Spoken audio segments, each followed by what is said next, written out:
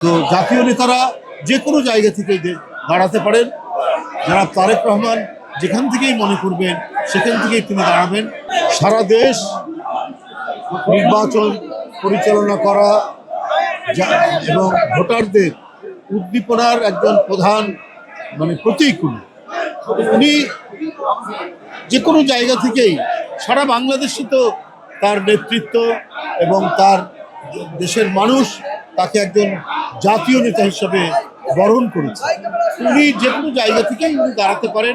ঢাকা যেহেতু কেন্দ্রীয় রাজধানী, সুতরাং এখান থেকে উনি নির্বাচন করা এবং সেই নির্বাচন ঢাকা থেকে পরিচালনা করা, নেতৃত্ব দেওয়া,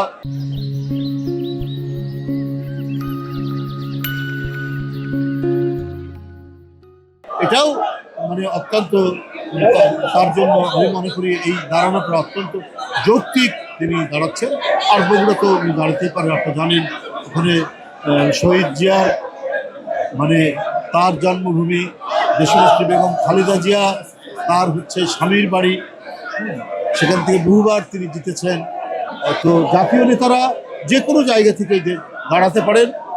যারা তারেক রহমান যেখান থেকেই মনে করবেন সেখান থেকেই তিনি দাঁড়াবেন, কারণ তার জনপ্রিয়তা, ভোটারদের মধ্যে তার প্রতি যে আগ্রহ এবং তার প্রতি যে উচ্ছ্বাস, সুতরাং এই ক্ষেত্রে তার কোথাও থেকে দাঁড়ানো হবে না, বাধা হবে না। কারণ প্রত্যেকেই আকাঙ্ক্ষা করে তার এলাকা থেকে দাঁড়ান, তিনি যেটা মনে করবেন তিনি সেখান থেকেই দাঁড়াবেন।